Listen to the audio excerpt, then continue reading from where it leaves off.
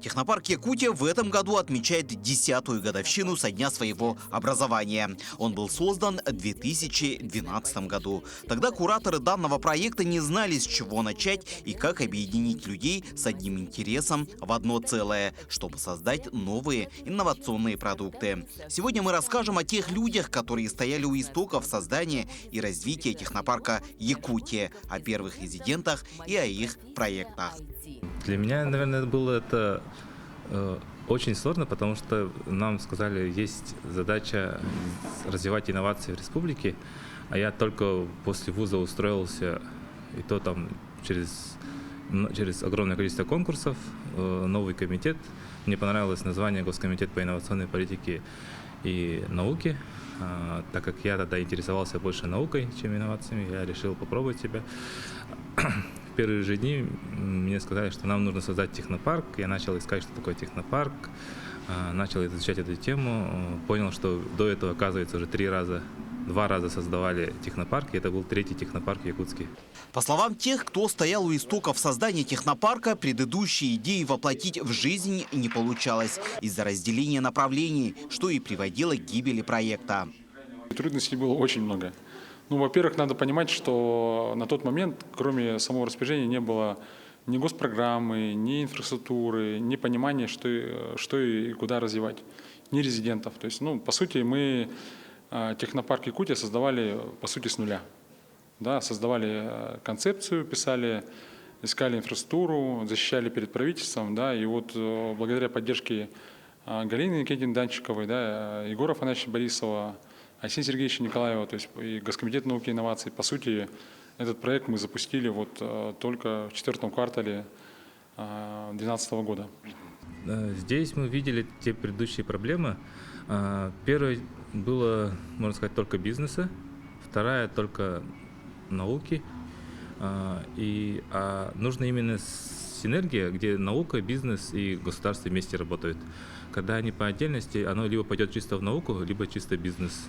Молодой инициативный коллектив тогда путем большого анализа решил объединить все эти три составляющие, можно сказать, компонента, чтобы эти направления работали в симбиозе. Мы именно для этого нас создали инновационную политику, чтобы собирали бизнес, и наука рядом посадили, чтобы как-то ученые тоже работали. Само собой, конечно, у нас в основном были ребята-предприниматели. Мы тогда еще не совсем понимали, что нужны именно стартапы, молодые ребята, которые сейчас в IT-парке находятся, со своими идеями, и они должны развивать именно IT. Тогда у нас 5 направлений было, которые старались собрать и науку, и бизнес, и государство от нашего лица.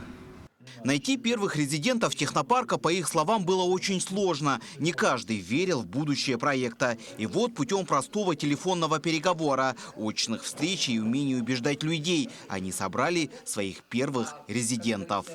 Я почувствовал боль менеджера по продажам, который занимается обзвоном клиентов. У меня была клиентская база, всем звонил, предлагал именно объяснял, какие будут услуги в технопарке, помещения. Мало кто верил, что будут давать помещения в аренду по низкой цене. Еще была договоренность с Министерством предпринимательства резидентов бизнес-инкубатора не переманивать к себе. Начали всем звонить, сначала участникам по грантам, потом институты, университет.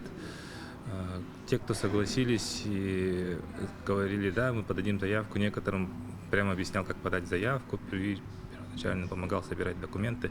И так мы собрали к открытию 17 резидентов первых. Многие из них, как я сказал, стали впоследствии резидентами ТОР Кангалас и ТОР Якутия. Это Сахаль Липснели, компания производства котлов длительного горения, это компания Эгопласт, которая производит трубы, это компания EBG, которая производит краски. Компания Xstar, которая, по сути, сейчас стала провайдером спутниковой связи в арктических отдаленных районах и сейчас сама развивает IT-проекты. Эта компания, в то время одна из первых была компания, которая называется Хатубакт, которая производит биотехнологии, да, то есть это Сахабакти Субтил. И много, там еще пару IT-проектов было. И вот после удачного старта в последующие годы количество резидентов становилось все больше и больше. И вместе с ним расширялись и квадратные метры технопарка. Изначально они располагались в здании Государственного комитета по инновациям по улице Курашова в маленьком кабинете. Сначала было Курашова, это тут одно помещение, выделили сам Госкомитет, так как директор, там, замдиректор и главбух не было где сидеть, им сказали, вот вас пока трое, мы вам один кабинет выделяем. И первый технопарк был там, это вот там большой переговорный стол, можно сказать, open space. И уже в 2012 году технопарк открывает свои двери по улице Дзержинского, 76, который и по сей день работает там. Далее новые квадраты открываются по улице Труда. Потом появляется филиал технопарка в городе Нерюнгри. И в 2019 году здание уже бывшего КГФ по проспекту Ленина 1 адаптируют под IT-парк. Сейчас, оглядываясь назад, первые резиденты технопарка благодарят правительство региона за то, что создали благоприятные условия для развития бизнеса. Многие из них уже ушли в свободное плавание и не являются их резидентами, но с теплотой в душе вспоминают, как все это начиналось. Мы сперва арендовали помещение на Автодорожной, и для нас вот именно сумма аренды, да, вот, и на рекламу не хватало денег, это как начальный стартап, и тем более производство, очень много других расходов. И мы увидели именно на площадке технопарка льготную аренду и поддержку в рекламной, в продвижении, да, вот в продаже увидели, и мы ощутили там такую большую поддержку. Самое главное была моральная поддержка, это вера в нас. Анатолий Аскалонович верил в нас с самого начала. И мы прям на эту веру, поддержку, я считаю, что поднялись на такой уровень, что сейчас мы работаем по всей России. А вот некоторые из них до сих пор являются резидентами технопарка, вот уже на протяжении 10 лет. За это время они не только сменили свои проекты, но и создали целые работающие проекты, которые приносят их создателям немалые деньги. Ну, технопарк Якутия, да, и в частности IT-парк, это прежде всего, конечно, площадка для общения людей. Мы здесь начали вариться в собственном соку, скажем так, когда там много айтишников, много людей, которые делают свой бизнес, и много людей, которые делают новые продукты, инновационные продукты, сталкиваются друг с другом. Это начиналось еще на Дзержинского, 76, мы начали вместе собираться, и это основная, на самом деле, как я вижу, действительная ценность того, что делает технопарк Якутия. И делает это он с помощью, конечно, определенных инструментов. И мы видим, что у нас есть льготная аренда. Это позволяет нам действительно экономить на тех обязательных платежах, которые компания так или иначе делает. Нам в начале пути это было особенно актуально. Сейчас это актуально, все равно актуальность продолжается, потому что мы запускаем новые проекты, и нам... Так как у нас есть льгота в аренде, например, это позволяет нам больше рисковать и больше брать на себя обязательства, например, по зарплате и по каким-то таким моментам, которые важны для молодой компании. С каждым годом проекты резидентов технопарка только усовершенствуются, многие из которых можно даже распространить на всю страну. Так, один из резидентов технопарка, Геннадий Бубенчиков, вместе со своим напарником создали мини-погрузчик «Батракта». Его не только испытывали на прочность, но и уже получили сертификат на производство, распространение и эксплуатацию. Ну, уникален он, конечно, и ценой привлекательный. На сегодняшний день цена составляет 270 тысяч рублей. Я надеюсь, она до Нового года хотя бы продержится. Но с Новым годом мы постараемся все равно весь 2022 год держать цену в пределах 300 тысяч рублей, не больше. Уникален тем, что при своей компактности, дешевизне, у него большие возможности. Он полноприводный, электростартер, он легкий в управлении, он полностью ремонтно пригодный, у него даже двигатель сидит установлен на 4 болтах и 2 ремня. То есть вся спецтехника в основном ломается из-за двигателя, встает там и ее утилизирует. А тут двигатель поменял, который стоит там 30 тысяч рублей, и дальше поехал. Это чудо-технику можно использовать как в частном секторе, так и в сельском хозяйстве. А при желании можно и для уборки города. В будущем у резидентов технопарка расширить его возможности, добавить съемные вилы, щипцы и другое. Довольно выросли за несколько лет, сильно даже выросли, я бы сказал. От технопарка очень мощная поддержка, начиная с льготных помещений, продолжая там все документации, сопровождение всей документации, сертификации. патентование, все это оказывает технопарк. Вот это все выставки, продвижения. То есть технопарк очень существенная, мощная поддержка. Поэтому у всех, у кого есть какие-то проекты интересные, рекомендую идти в технопарк, становиться резидентом. И сегодня таких проектов и инновационных идей в технопарке несколько десятков. Сегодня резидентами технопарка Якутия являются более 200 компаний, которые создают продукцию порядка в 1,5 миллиарда рублей ежегодно. Так, в первом полугодии 2021 года компании привлекли более 60 миллионов инвестиций. Общая выручка резидентов технопарка и IT-парка составила 729 миллионов рублей, что почти вдвое больше, чем за аналогичный период прошлого года. Если так подводить итоги, конечно, по выплаченным налогам резидентами мы, в принципе, все бюджетные инвестиции вернули уже практически в бюджет. То есть резиденты, создав там рабочие места, уплачивая налоги, выпускники наши, они заплатили столько налогов, что, в принципе, все инвестиции в технопарк, они вернулись. Да? А только у одних резидентов IT-парков сейчас выручка больше миллиарда рублей.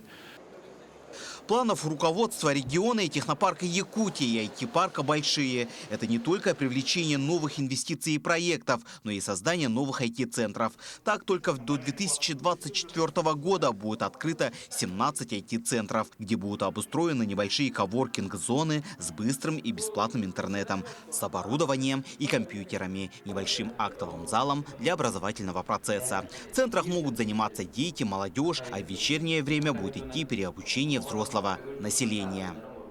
Один из секретов успеха технопарка – это вот как раз индивидуальный подход. То есть, допустим, в Силиконовой долине там, они построены на воронке, там 1000 проектов заходит, из них отобрать 10 лучших. Да? Всегда можно из 1000 10 лучших отобрать. Сколково работает так же. То есть отбирает там с регионов лучших и, по сути, такой огромная воронка, да, в стране.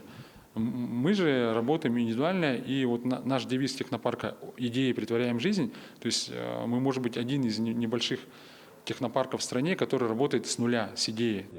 Встречая этот юбилей, технопарк Якутия провела выставку проектов своих резидентов в музее «Россия. Моя история», где были представлены как производственные проекты, так и проекты в сфере IT. Мы вообще следим за проектами технопарка, видим их прогресс. То есть видели, когда это еще были стадии разработок. Сейчас мы видим, что это уже, сейчас наблюдаем, что это уже воплотилось в реальное решение, на которое уже есть заказы. Это, конечно, не может не радовать, потому что те задачи, которые перед собой ставил как раз технопарк, доведение, вывод на рынок продуктов, проектов, доведение исследований и разработок уже до предметной, до каких-то коммерческих стадий. Вот эти задачи как раз реализованы. Мы видим здесь резидентов технопарка, которые прошли весь этот путь. И надеемся, что в будущем просто количество площадей с резидентами, которые прошли этот путь, будет только множиться. И мы еще пойдем и на 2-й, и на 3-й, и на 4-й этажи.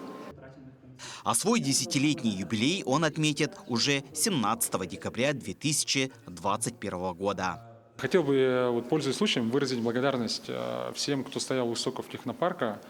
Это действительно, я считаю, такое, большое достижение для республики.